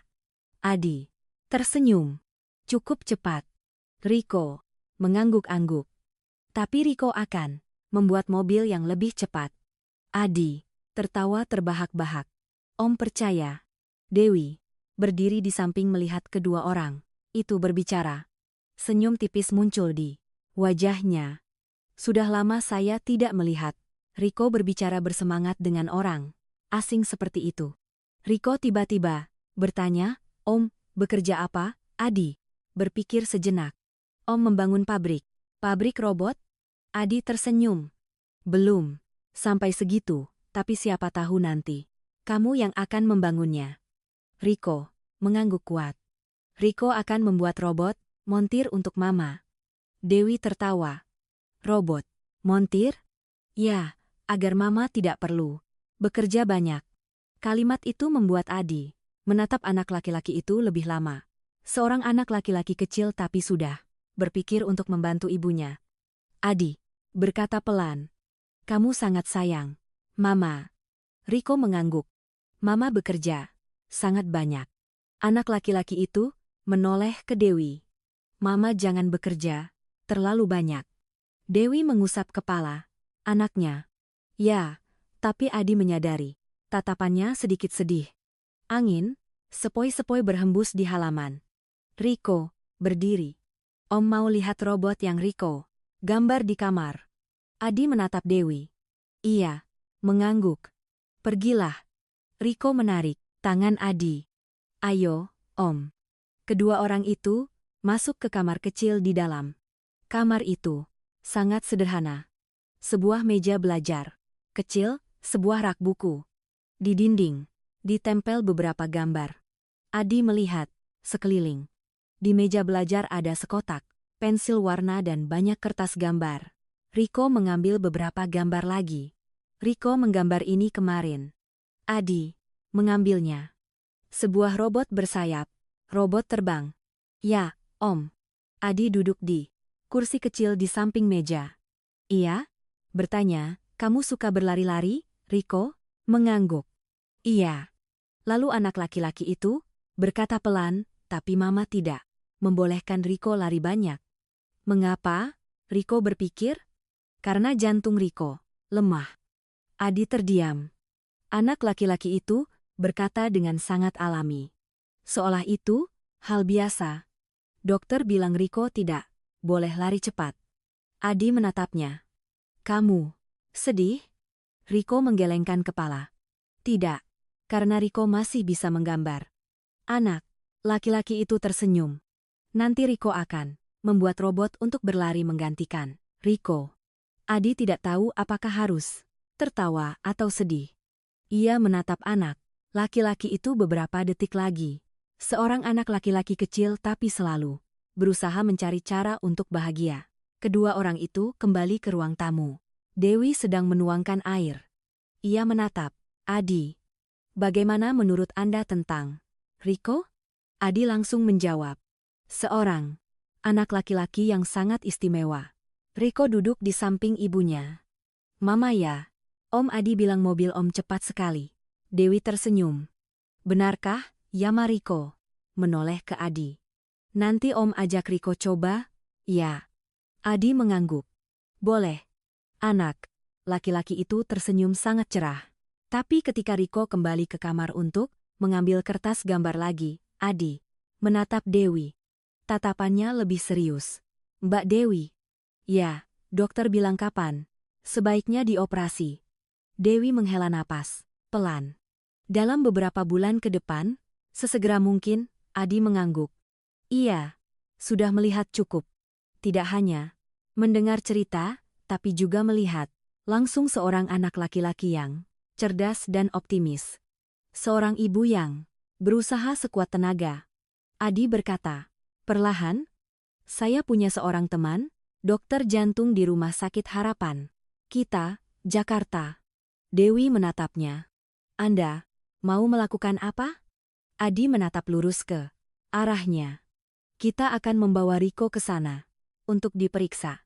Dewi langsung menggelengkan kepala. Tidak. Adi sedikit terkejut. Saya hanya bilang diperiksa saja. Tidak, kata Dewi dengan lebih tegas. Saya tidak bisa menerima bantuan dari Anda. Adi menatapnya. Anda pikir ini bantuan? Memang apalagi? Adi berkata pelan. Ini adalah janji. Dewi mengerutkan kening. Janji. Adi melihat cincin di tangannya. 20 tahun lalu, Ibu, Anda mengatakan sebuah kalimat kepada saya. Nanti jika kamu punya kesempatan, bantulah orang lain lagi. Ia berhenti. Sekarang saya hanya melakukan itu. Dewi terdiam. Di kamar sebelah, Riko masih menggambar robot. Suara pensil berdesir terdengar. Seorang anak laki-laki sedang bermimpi tentang masa depan. Adi menatap Dewi sekali lagi. Anda tidak perlu berhutang budi kepada saya. Biarkan saja saya menepati janji saya kepada ibu, Anda. Dewi melihat cincin itu lalu melihat ke kamar tempat anaknya duduk. Tatapannya berfluktuasi. Dan itulah saat ia mulai mengerti. Ada pertemuan yang bukan kebetulan, melainkan cara hidup, kembali untuk menuntaskan sebuah janji yang belum selesai. Seminggu setelah pertemuan itu, pagi di Brebes turun. Hujan ringan. Tetesan hujan kecil jatuh di atap seng depan rumah Dewi Lestari, menciptakan suara peletuk-peletuk yang familiar. Di ruang tamu, Dewi sedang duduk di kursi. Kedua tangannya saling menggenggam. Ponsel diletakkan di meja. Layarnya menyala ketika ada pesan baru. Ia melihat ke bawah dari Adi. Nanti sore, saya sudah sampai Brebes. Besok kita ajak Riko ke Jakarta. Dewi membaca berulang-ulang pesan itu. Ia sudah berpikir selama berhari-hari. Menolak, lalu berpikir lagi. Bertanya pada dirinya sendiri apakah ia egois jika tidak memberikan kesempatan yang lebih baik kepada anaknya. Akhirnya ia setuju, bukan karena ia ingin menerima bantuan, melainkan karena ia tahu jika itu adalah ibunya. Beliau juga akan memilih cara itu. Di kamar sebelah, Riko sedang duduk, menggambar. Suara pensil berdesir, terdengar teratur. Dewi melihat melalui pintu. Riko, ya, Ma. Nanti sore Om Adi akan datang. Riko mendongak. Om, Mercedes. Dewi tertawa pelan. Ya, Om. Itu dia lucu ya, Ma. Ya, Nak. Riko kembali menunduk melanjutkan menggambar. Dewi menatap anaknya, dalam hatinya ada perasaan hangat sekaligus cemas. Sebuah perjalanan baru akan segera dimulai. 2 hari kemudian, Rumah Sakit Harapan Kita, Jakarta. Adi berdiri di lorong lantai, melihat keluar jendela kaca besar. Di luar kota di pagi hari sudah mulai ramai. Ia berbalik ketika melihat Dewi keluar dari ruang periksa. Kata dokter, "Bagaimana?" Dewi memegang selembar hasil pemeriksaan. Ia menarik napas. Sama seperti yang dikatakan dokter di Semarang, Riko perlu dioperasi. Adi mengangguk. Ia sudah bertemu dengan teman dokternya sejak tadi malam, seorang dokter jantung yang berpengalaman bertahun-tahun. Adi bertanya, kapan bisa dioperasi? Dewi melihat kertas itu. Dokter bilang bisa diatur minggu ini. Adi mengangguk. Sesegera mungkin, Dewi duduk di kursi. Ia melihat lorong panjang. Orang keluar, masuk terus-menerus. Rumah sakit selalu ramai.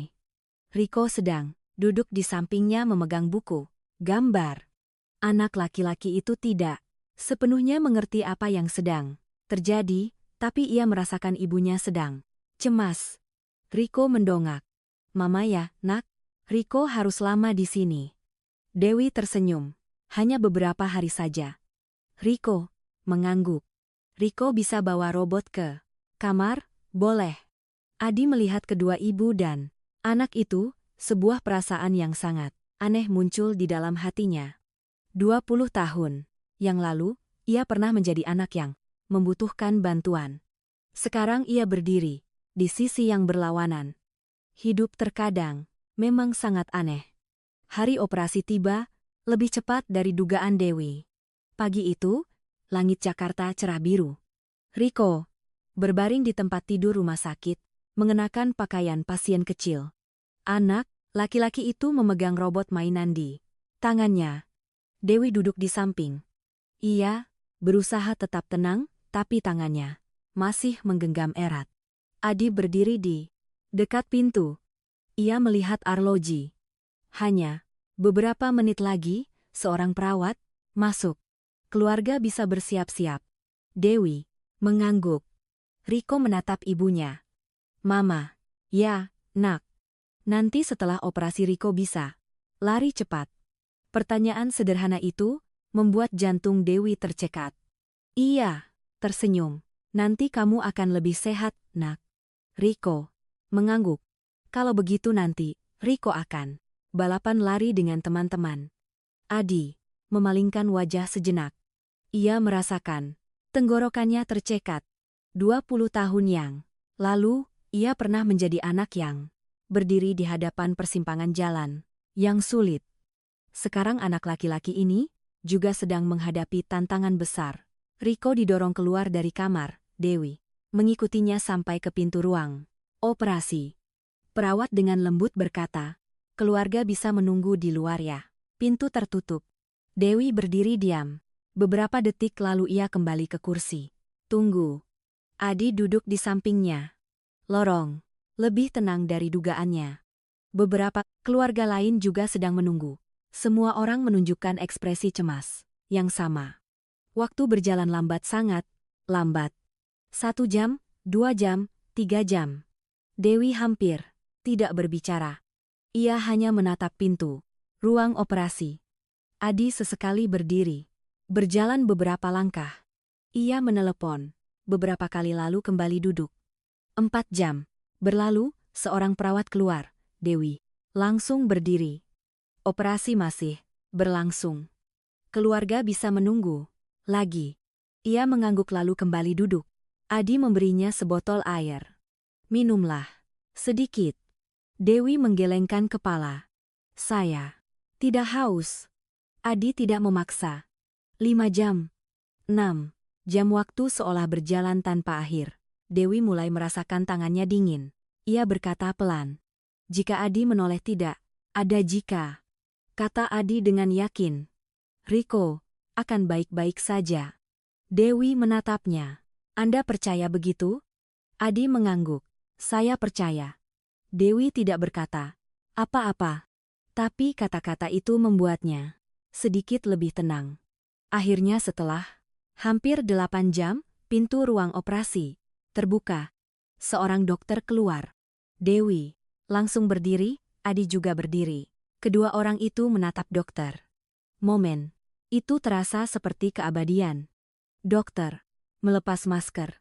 Ia tersenyum. Operasinya berhasil. Dewi berdiri terdiam 1 detik. 2 detik lalu, air mata mengalir. Ia menutupi wajahnya dengan tangan. Semua kekhawatiran yang menumpuk selama bertahun-tahun seolah pecah. Adi menghela napas panjang. Untuk pertama kalinya dalam sehari ia merasa lega. Dokter melanjutkan, jantung anak itu sudah diperbaiki. Kami akan memantau beberapa hari lagi.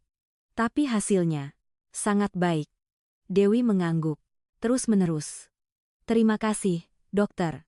Dokter tersenyum. Terima kasih kepada teman Anda. Ia menoleh ke Adi. Dia mengurus semuanya dengan sangat cepat. Dewi menoleh ke Adi, matanya masih basah. Adi menggelengkan kepala pelan. Jangan katakan apa-apa. Dewi tidak berkata apa-apa lagi. Ia hanya menunduk. Di ujung lorong, sinar matahari sore menembus jendela kaca. Hari terpanjang telah berlalu dan seorang anak laki-laki kecil telah melewati tantangan terbesar dalam hidupnya. Adi berdiri melihat lorong rumah sakit. Dalam hatinya ada perasaan yang sangat istimewa. Bukan kegembiraan seorang pengusaha setelah menandatangani kontrak, melainkan kegembiraan yang sangat sederhana. Kegembiraan karena tahu bahwa sebuah janji dari 20 tahun yang lalu telah ditepati sepenuhnya. 3 bulan setelah, operasi pagi di Brebes menjadi lebih menyenangkan karena musim hujan baru saja berlalu. Sinar matahari lembut menyinari jalan kecil di pinggir jalan, lintas memantul di genangan air yang masih tersisa setelah hujan semalam. Di depan bengkel Dewi Lestari, sebuah papan baru digantung. Bengkel Dewi menerima perbaikan sepeda motor, mobil, belajar, montir gratis. Papan itu masih sangat baru. Cat hijaunya mencolok di dinding tua. Di dalam bengkel suasana jauh lebih ramai dari sebelumnya. 2 pemuda magang, Lama, Bagus dan Joko, sedang mengajari. 2 pemuda baru melepas roda sepeda motor. Suara kunci pas dan logam beradu terdengar teratur. Dewi Lestari berdiri di dekat meja peralatan memeriksa sebuah skuter matic. Pakaian kerjanya masih sama seperti sebelumnya, tapi wajahnya terlihat jauh lebih lega. Setelah operasi anaknya, sebagian beban di hatinya seolah-olah terlepas. Di halaman, seorang anak laki-laki sedang duduk di kursi plastik kecil dengan saksama menggambar. Itu Riko. Anak laki-laki itu terlihat lebih sehat dari sebelumnya. Kulitnya lebih merah merona. Meskipun di dadanya masih ada bekas luka operasi. Riko sedang menggambar robot baru. Di sampingnya ada sekotak pensil warna dan sebuah buku gambar tebal. Riko. Anak laki-laki itu mendongak. Nak, jangan duduk lama di bawah terik matahari. Ya, Ma. Riko memindahkan kursinya lebih dekat ke teras rumah lalu melanjutkan menggambar. Dewi Lestari menatap anaknya sejenak, lalu kembali ke pekerjaannya. Tepat saat itu, sebuah mobil pikap yang familiar berhenti di depan bengkel. Pintu mobil terbuka. Aditya Pratama keluar. Ia mengenakan kemeja sederhana. Lengan baju digulung, terlihat sangat berbeda dari penampilan pengusaha biasanya. Beberapa orang di bengkel melihat keluar. Mas Bagus berbisik kepada teman barunya. Itu Om Mercedes. Pemuda yang lain terbelalak. Orang yang sering datang ke bengkel. Kita. Ya, Adi masuk. Halo semuanya. Dewi. Lestari berbalik. Anda datang lebih awal. Adi tersenyum. Saya baru saja dari Semarang. Ia melihat sekeliling bengkel. Sepertinya lebih ramai dari sebelumnya. Dewi mengangguk. Setelah Anda membantu merenovasi bengkel, pelanggan juga jadi lebih banyak. Adi menggelengkan kepala. Saya hanya mengganti beberapa peralatan saja kok.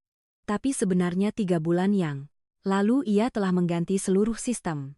Pengangkat mobil, membeli peralatan baru, dan memperbaiki atap seng yang tua. Bengkel itu kini terlihat jauh lebih kokoh. Mas Bagus mendekat. Pak Adi, ya. Coba lihat apakah kami sudah benar melepas roda ini. Adi membungkuk. Melihat. Ia bukan montir, tapi beberapa kali datang ke bengkel ia sudah belajar. Lumayan banyak. Baut ini belum kencang. Mas Bagus menggaruk kepalanya. Ah, lupa. Adi tersenyum. Pelan-pelan saja. Pemuda itu mengangguk lalu kembali bekerja. Adi menatap Dewi Lestari. Bagaimana kelas montirnya? Dewi melihat beberapa pemuda di bengkel. Cukup baik. Awalnya hanya 2 orang, sekarang jadi 4. Adi mengangguk. Saya rasa nanti akan lebih banyak lagi. Dewi tersenyum. Semoga saja. Seorang pria parubaya mendorong sepeda motor masuk. Halo, Dewi. Ya, Pak RT. Ia melihat ke arah Adi lalu mengangguk memberi salam. Pak Adi datang. Lagi ya, Pak? Dewi memeriksa motor. Motor Bapak kenapa? Starter lemah.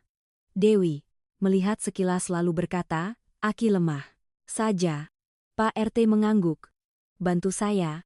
Perbaiki ya, nak. Ya, Pak. Ia duduk di kursi. Bengkel lebih ramai dari sebelumnya ya nak. Dewi tersenyum. Terima kasih atas dukungan banyak orang. Pak RT melihat Adi. Pak Adi banyak membantu. Adi melambaikan tangan. Saya hanya menyumbang sedikit saja. Beberapa saat kemudian, Riko berlari masuk ke bengkel. Om Adi berbalik. Halo, nak. Riko membawa buku gambar berlari. Mendekat. Riko menggambar robot baru. Adi duduk melihat. Mana Riko membuka halaman kertas. Sebuah robot besar dengan banyak roda. Robot montir. Adi tersenyum. Robot montir lagi ya, Om. Riko menunjuk ke gambar. Dia akan membantu Mama bekerja. Dewi Lestari mendengarnya lalu tersenyum tipis. Kamu menggambar terus seperti itu, Riko berkata, nanti Riko akan membuatnya sungguhan. Adi mengangguk. Om percaya. Riko melihat pikap di halaman. Om Adi, ya. Kapan Om ajak Riko naik mobil Mercedes? Adi tertawa. Sekarang juga bisa. Riko menoleh ke Dewi. Mama. Dewi mengangguk. 1 putaran saja ya. Riko melompat ke girangan. Adi menggandeng anak laki-laki itu ke mobil. Kedua orang itu masuk. Mercedes itu menyala dengan mulus. Riko melihat panel kontrol dengan mata terbelalak. Bagus sekali. Adi tersenyum. Nanti kamu akan punya mobil yang lebih bagus lagi. Riko menggelengkan kepala. Riko akan membuatnya sendiri. Adi mengemudikan. Mobil pelan mengelilingi jalan kecil, lalu kembali ke bengkel. Ketika mereka turun dari mobil, Dewi Lestari sedang berdiri di depan pintu. Ia menatap kedua orang itu. Riko berlari mendekat. Mobil. Om mulus sekali. Dewi tersenyum. Benarkah? Adi melangkah mendekat. Riko sudah jauh lebih sehat. Dewi mengangguk. Dokter bilang kondisinya sangat baik, hanya perlu kontrol rutin. Adi mengangguk. Ia melihat sekeliling. Bengkel para pemuda yang sedang belajar montir. Sepeda motor tua, suara tawa, dan obrolan sederhana semuanya membuat ia merasakan kedamaian yang aneh. Beberapa saat kemudian, pikap abu-abu yang familiar berhenti di depan bengkel. Pak Hendra keluar. Ia melihat papan baru yang tergantung lalu melihat ke dalam. Dewi keluar. "Halo Pak." Pak Hendra melihat sekeliling bengkel. Ramai sekali. Dewi mengangguk. "Ya, Pak." Ia melihat ke arah Adi. "Kamu membantu dia?" Adi tersenyum. "Hanya sedikit." Pak Hendra menghela napas. "Saya kira kamu akan menjual bengkel itu kepada saya." Dewi menggelengkan kepala. "Sudah saya katakan, Pak." Ia melihat kerumunan pemuda di bengkel. "Sekarang membuka kelas pelatihan juga." "Ya, Pak." Ia mengangguk perlahan.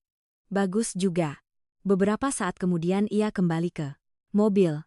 Sebelum pergi, ia berkata, "Kamu bisa, Nak?" Pikap itu melaju pergi. Dewi menatapnya lalu berbalik. Adi berdiri di sampingnya. Ia melihat papan yang tergantung di depan bengkel. "Belajar, montir gratis." Dewi tersenyum. "Itu ide Anda?" Adi menggelengkan kepala. "Tidak." Ia melihat Riko yang sedang menggambar robot di teras. "Itu ide ibu Anda." Dewi melihat cincin di tangannya. Cincin perak tua itu berkilauan di bawah sinar matahari.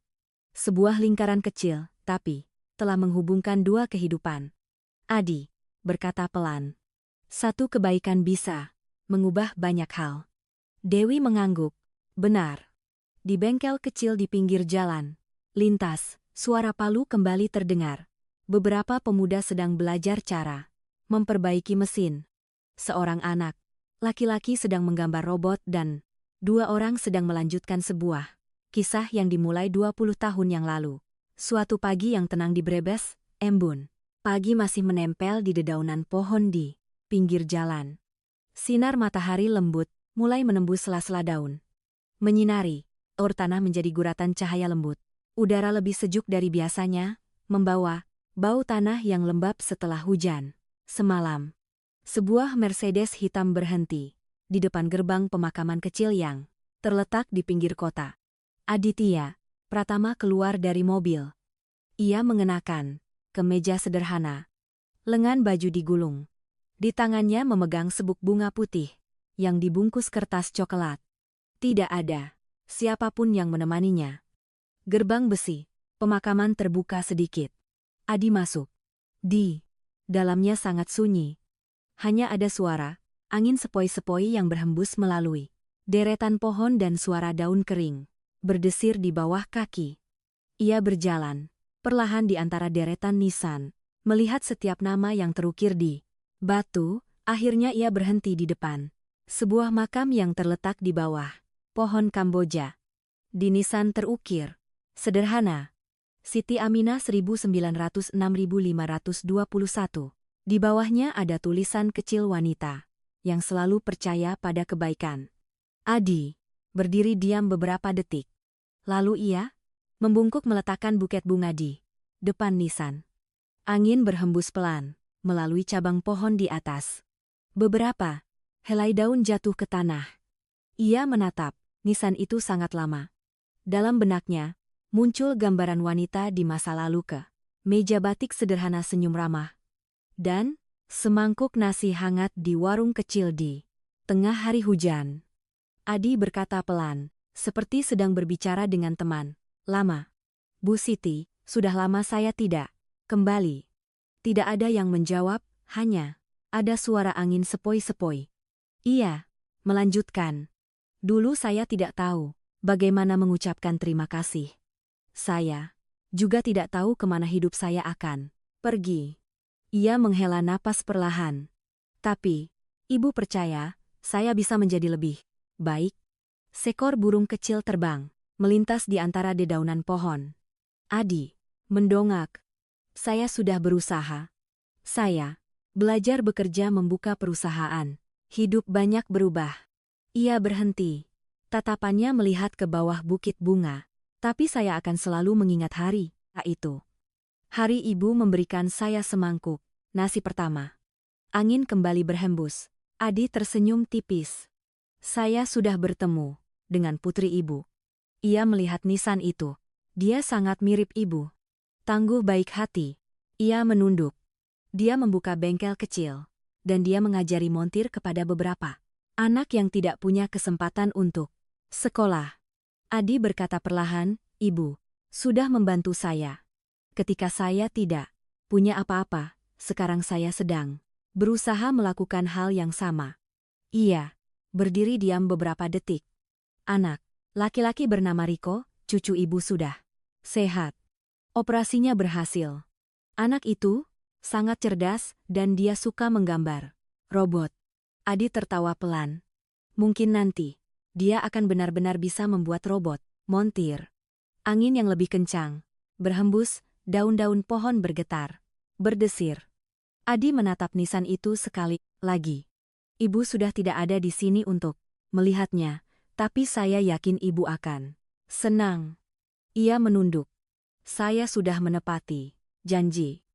Sebuah janji yang sangat sederhana membantu orang lain jika bisa. Bersamaan dengan itu, di bengkel di pinggir jalan lintas, suara mesin kembali terdengar seperti biasa. Mas, Bagus sedang mengajari seorang pemuda baru melepas roda sepeda motor. Bukan. Memutar seperti itu, harus dipegang erat. Porosnya dulu. Pemuda itu mengangguk. Oh, saya mengerti. Dewi Lestari berdiri. Di dekatnya memeriksa sebuah skuter matic. Ia berkata, Mas Bagus, setelah itu bantu saya ganti oli untuk Pak RT. Ya, siap, Mbak. Di sudut halaman, Riko sedang duduk di kursi plastik kecil. Anak laki-laki itu menggambar dengan sangat saksama. Di halaman kertas ada robot baru. Robot dengan 4 lengan dan banyak roda. Riko mewarnai tubuh robot dengan warna merah lalu mendongak. Bertanya kepada ibunya. Mama, iya. Robot ini memperbaiki motor lebih cepat dari Mama. Tidak. Dewi tertawa. Pasti lebih cepat. Riko mengangguk. Nanti Riko akan membuatnya sungguhan. Dewi mengusap kepala anaknya. Ya, Mama tunggu. Sebuah truk melintas di jalan lintas. Suara mesin menggema dari kejauhan. Bengkel itu masih sibuk. Beberapa pemuda baru sedang belajar cara membongkar mesin. Seorang pelanggan duduk minum teh, menunggu motornya diperbaiki. Suasana sangat normal, tapi juga penuh semangat. Beberapa saat kemudian, Mercedes yang familiar muncul di depan bengkel. Riko langsung melihatnya. Om Adi, anak laki-laki itu berlari keluar. Adi baru saja turun dari mobil sudah dipeluk. Riko menggambar robot baru. Adi tersenyum. Coba Om lihat. Riko membuka buku. Robot ini akan membantu Mama memperbaiki motor. Adi mengangguk. Ide bagus. Dewi keluar pintu. Ia menatap Adi. Anda pergi kemana dari pagi? Adi menatapnya. Saya pergi mengunjungi seseorang. Dewi langsung mengerti. Ia melihat cincin di tangannya. Terima kasih. Anda menggelengkan kepala. Tidak perlu. Ia melihat sekeliling bengkel. Para pemuda yang sedang belajar montir. Riko yang sedang memamerkan robot barunya. Suara palu dan kunci pas terdengar. Sebuah tempat kecil tapi penuh harapan.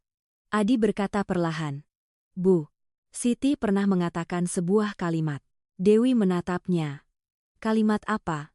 Terkadang, hanya dengan satu kebaikan kecil hidup, seseorang bisa berubah. Dewi tersenyum. Ia melihat bengkel, melihat orang-orang yang sedang bekerja, melihat anaknya. Mungkin ibu saya benar. Adi mengangguk. Di sudut halaman, Riko mengangkat tinggi-tinggi gambar robotnya. Mama, Riko sudah selesai menggambar. Dewi melangkah mendekat untuk melihat. Robot dalam gambar berdiri di antara banyak kendaraan. Di samping robot ada seorang wanita memegang kunci pas. Riko menunjuk ke gambar. Ini Mama. Lalu ia menunjuk ke robot dan ini Riko. Adi melihat gambar itu Ia tersenyum. Sebuah lingkaran. Telah tertutup, tapi kebaikan yang diciptakannya baru saja mulai menyebar. Ya,